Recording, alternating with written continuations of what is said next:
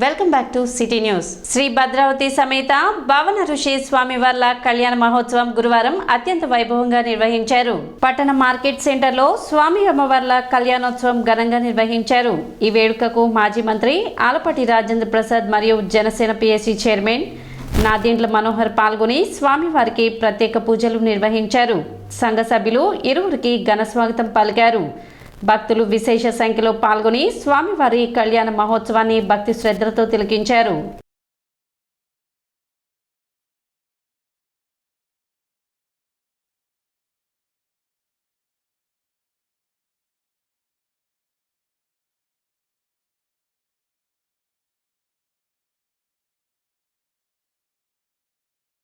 సూత్రం అంటే దారం అండి. మామూలుగా ఉన్నప్పుడు సూత్రమే. ఆమె మెడలో మంత్రపూర్తి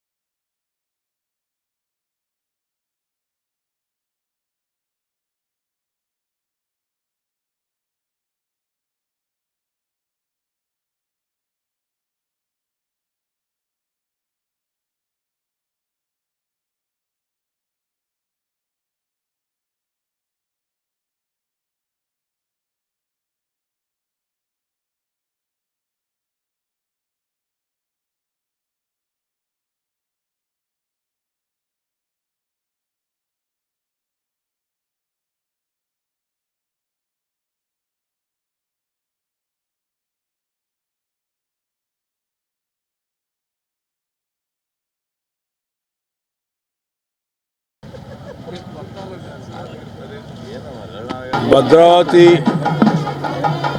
భావన స్వామి మహోత్సవాలు మరి ముఖ్యంగా ప్రతి సంవత్సరం కూడా అంగరంగ వైభవంగా ఈ పట్టణంలో జరుపుకోవటం అనేది ఒక గొప్ప ఆచారాన్ని కొనసాగించుతున్నటువంటి ఈ భక్తులందరికీ కూడా నా హృదయపూర్వకమైనటువంటి ధన్యవాదాలు. ఇది ఒక విశ్వాసం, నమ్మిక, ఆయన పట్ల ఉన్నటువంటి అచంచలమైనటువంటి ఈ విశ్వాసం ప్రతి సంవత్సరం కూడా ఈ యొక్క కార్యక్రమంలో పాల్గొన్న వారికి మంచి జరుగుతుందని, ఎలాంటి కష్టాలు రాకుండా కాపాడగలుగుతారని, మరి ముఖ్యంగా ఇక్కడ ఈ యొక్క కళ్యాణం అనేది చాలా గొప్పగా జరపడం అనేది మనం ప్రతి సంవత్సరం కూడా చూస్తూ ఉన్నాం. వీళ్ళందరికీ కూడా, ఈ కార్యనిర్వాహకులందరికీ కూడా నా హృదయపూర్వకమైనటువంటి ధన్యవాదాలు. ఎంతో చక్కగా అందరినీ కూడా ఆహ్వానించి, గౌరవించి ఈ కళ్యాణంలో పాల్గొనేలాగా చేయటమే కాకుండా ఇది ఈరోజు మరుసటి రోజునే ఈ అన్న సంతర్పణ కూడా ఈ కార్యక్రమాన్ని చాలా గొప్పగా చేయటం అనేది వీళ్ళకున్న ఆనవాయితీ. స్థానిక షరబ్ బజార్లో వేంచేసి ఉన్న శ్రీ భద్రావతి సహిత భావనార స్వామి దేవస్థానం యొక్క వార్షిక కళ్యాణోత్సవాల్లో భాగంగా ఈరోజు గాడిబావు సెంటర్లోని కళ్యాణ మండపం నందు స్వామి అమ్మవార్ల కళ్యాణం అత్యంత వైభవోపేతంగా జరుగుతుంది. నిన్న రాత్రి స్వామివారు భృంగివాహనంపై, అమ్మవారు గజవాహనంపై నగర పురవీధుల్లో అనేకమైనటువంటి సాంస్కృతిక కార్యక్రమాల మధ్య తెల్లవారులు తెనాలి పట్టణ పురవీధుల్లో స్వామివారు ఊరేగి ఈరోజు ఉదయం మణిమయ ముత్యాల కళ్యాణ మండపంలో స్వామివారి కళ్యాణోత్సవానికి విచ్చేసి ఉన్నారు. ఈ కార్యక్రమంలో పద్మశాలి కుల బాంధవులు, తెనాలి పట్టణ పురుష ప్రజలు అందరూ పాల్గొన్నందుకు వాళ్ళకందరికీ శుభాకాంక్షలు తెలియజేస్తున్నాం. అలాగే ఈ నెల 18వ తారీఖున సమారాధన కార్యక్రమం ఏర్పాటు చేశాం. భద్రావతి సమేత భావనార స్వామివారి కళ్యాణ మహోత్సవం సందర్భంగా ఈరోజు 15/2/2024 గురువారం నాడు గౌడిబాయి సెంటర్లోని కళ్యాణ మండపం నందు అత్యంత వైభవంగా స్వామివారి కళ్యాణము జరుగుతున్నది. ఈ సందర్భముగా పద్మశాలి కుల బాంధవులు అందరికీ సంఘం తరపున, దేవస్థానం తరపున కృతజ్ఞతలు తెలియజేస్తున్నారు. ప్రజల ముందుకు రాలేని ఏకైక నాయకుడు సీఎం జగన్మోహన్ రెడ్డి అని మాజీ మంత్రి ఆలపాటి రాజేంద్ర ప్రసాద్ విమర్శించారు. పట్టణంలోని ఐతానగర్లో టీడీపీ శ్రేణులతో మాజీ మంత్రి ఆలపాటి రాజేంద్ర ప్రసాద్ ప్రత్యేక సమావేశం నిర్వహించారు. ఈ సందర్భంగా ఆలపాటి మాట్లాడుతూ ఎన్నికలు సమీపిస్తున్న వేళ జగన్ తిరిగి ప్రజలను మోసపూరిత మాటలతో జరగని అభివృద్ధిని జరిగినట్లు ప్రచారం చేసుకుంటున్నాడని ఆరోపించారు.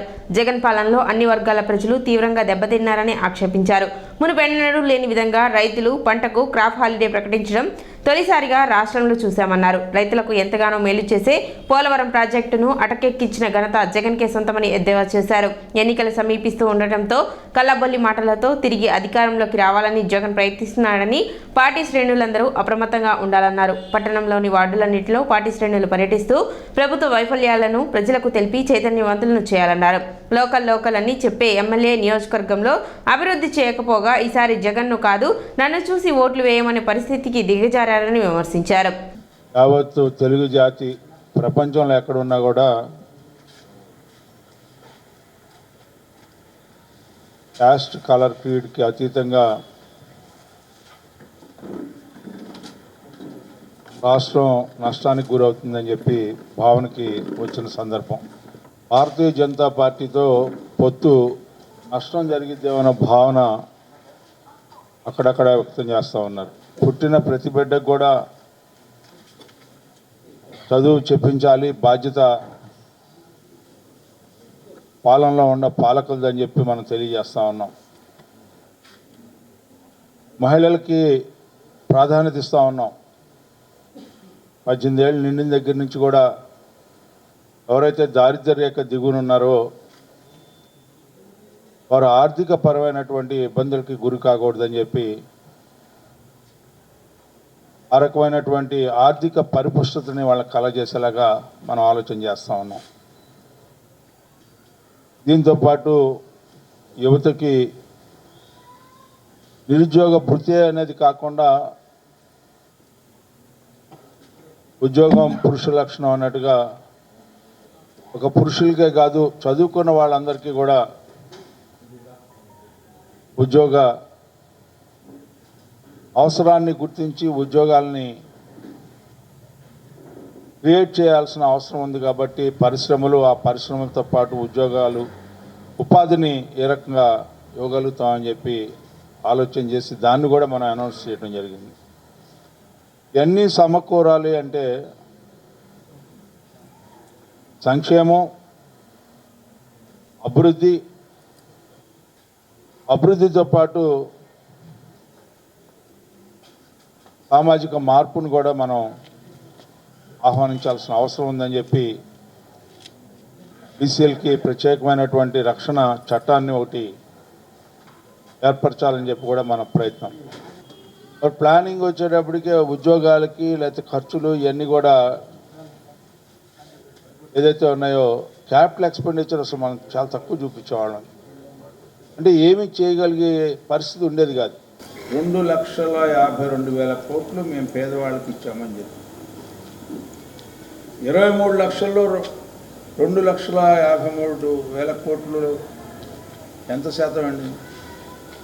10% కూడా లేనటువంటి, అంటే మీరు సంక్షేమం పేరిటన, మీరు నవరత్నాల పేరిటన, మీరు చెప్పే కార్యక్రమంలో మీ మాటల ప్రకారం మొత్తం ఆదాయంలో అప్పులు 2 కూడా తీసుకొస్తే ఆ రెండిట్లో మీరు పంచింది ఎంత అంటే 10% మాత్రమే పంచారండి. మిగతా 90% ఏమైందో అనేది మీరు చెప్పలేనటువంటి పరిస్థితి ఒక పక్కన ఉంటే, ఒక పక్కన కాకు కూడా ఏదైతే స్వచ్ఛందంగా ఈ రోజున ఏదైతే ఆడిటింగ్ చేసే సంస్థ వాళ్ళు అడుగుతూ ఉన్నారు, నువ్వు కొన్నిటికి లెక్కలు చూపించలేకపోతున్నావు, కొన్నిటినే పక్కకు ఏదైతే దేనికైతే నిర్దిష్టంగా దీనికే ఖర్చు పెట్టాలి అని చెప్పి ఏదైతే మనం చెప్పుకుంటామో ఆ చెప్పుకున్న వాటిని దానికి ఖర్చు పెట్టకుండా పక్కకు మరలించాం, ఎందుకు మరలించాం అనే దానికి కూడా సమాధానం లేదు. కొంత డబ్బుకి దాదాపు 43,000 కోట్ల రూపాయలకి ఇంతవరకు నువ్వు లెక్క చెప్పినటువంటి ప్రభుత్వం ఏదైనా ఉందంటే జగన్మోహన్ రెడ్డి ప్రభుత్వం. ఎన్నికల్లో ఎవరు పోటీ చేస్తామో పక్కన ఉందాం కాసేపు. నువ్వు నీకు వ్యక్తిత్వం ఉంటే, నువ్వు ఇక్కడ పుట్టి ఇక్కడ పెరిగినాడు అయితే ఇక్కడ రాజధానిని తొలగిస్తూ ఉంటుంటే నువ్వు ఎందుకు మాట్లాడలేకపోయావు? నీకేమి అడ్డం ఉంది మాట్లాడటానికి? గంగానమ్మపేటలో వివాహిత దారుణ హత్యకు గురైంది. భవనం వారి వీధిలో నివాసం ఉంటున్న రామశెట్టి అలేఖ్యను దుండగులు గొంతు కోసి హత్య చేశారు. ఇంట్లో పై గదిలో భర్త శ్రీనివాస్ ఉండగా కింద గదిలో అలేఖ్య నిద్రిస్తుంది. ఉదయం చూసేసరికి గొంతు కోసి మృతి చెందిన స్థితిలో అలేఖ్య మృతదేహం నగ్నంగా పడి ఉంది. గత కొన్ని సంవత్సరాలుగా ఒక వ్యక్తి తన భార్యను వేధిస్తున్నాడని కేసులు కూడా ఉన్నాయని భర్త రమేష్ ఆరోపిస్తున్నారు. విషయం తెలుసుకుని ఘటనా స్థలానికి చేరుకున్న 2 టౌన్ పోలీసులు దర్యాప్తు చేస్తున్నారు. అన్నం శ్రీనివాస్ అనే వ్యక్తితో అలేఖ్యని వేధిస్తున్నాడని, తన వద్దకు రావాలని, తన భార్యను తరచూ వేధించేవాడని, తనపై హత్యా ప్రయత్నం కూడా చేశాడని, తమను చంపుతామని పలుమార్లు హెచ్చరికలు చేశాడని, పలు కేసులు కూడా పెట్టామని, కోర్టులో కేసులు నడుస్తున్నాయని, శ్రీనివాస్కి శిక్ష పడే అవకాశం ఉండటంతోనే ఈ ఘాతుకానికి పాల్పడ్డాడని, తమను బెదిరింపుల వరకే ఆగుతాడు అనుకున్నాం కానీ ఇలాంటి ఘాతుకానికి పాల్పడతాడని అనుకోలేదని భర్త రమేష్ ఆరోపించారు.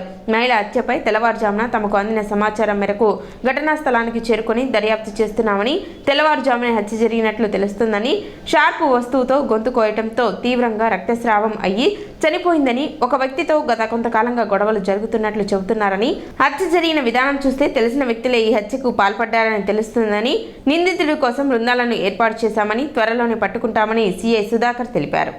అయితే గతంలో కొంత వేరే వాళ్ళకు వైరం ఉందని వాళ్ళ భర్త మాతో చెప్పడం జరిగింది. దాన్ని కూడా పరిశీలిస్తాను. టీమ్స్ ఫామ్ చేశాను. టీమ్స్ ఫామ్ చేసి పంపించడం జరిగింది. ఇది దాదాపు ఈ మర్డర్ ఎర్లీ మార్నింగ్ జరిగిందని అనుమానపడతా ఉన్నాను. క్లూస్ టీమ్ రావాలి. క్లూస్ టీమ్స్ కూడా వచ్చి ఒకసారి తరువుగా వెరిఫై చేసి వీళ్ళైతే ముద్దాయిని వెంటనే పడుతుంటారు. అంటే మర్డర్ జరిగిన విధానాన్ని బట్టి చూస్తూ ఉంటే తెలిసిన వ్యక్తే, అంటే కుటుంబానికి తెలిసిన వ్యక్తే, అత్యంత సన్నిహితులే, అంటే పరిచయం ఉన్నటువంటి వ్యక్తులే మర్డర్ చేస్తున్నట్టు తెలుస్తాం.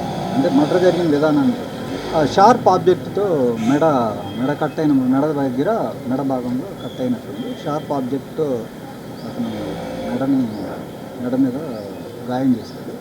అందువల్ల బ్లడ్ యూజ్ అయిపోయి బ్లడ్ కాస్త చనిపోయిందని అనుమానపడతాం. సుమారు ఇది ఎర్లీ మార్నింగ్ జరుగుతుంది. పిల్లలు కింద భర్త ఉన్నాడు, పైన పిల్లలు పడుకొని ఉన్నారు. అంటే కింద పైన ఉంటారు వాళ్ళు. పిల్లలు అయితే పైన ఉండడం జరిగింది. ఆమె పిల్లలు పైన పడుకున్నారు, భర్త కింద ఉన్నాడు. సో భర్త ఉదయాన్నే కాల్ చేయడంతో మేము ఇక్కడ రావడం జరిగింది. సిటీ న్యూస్ ముగించే ముందు ముఖ్యాంశాలు మరోసారి.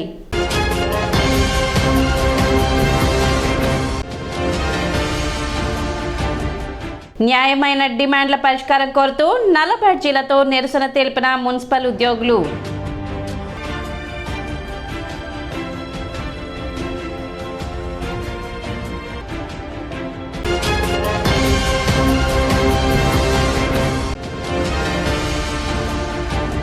తెనాలి పట్టణ గంగానమ్మపేటలో హత్యకు గురైన వివాహిత.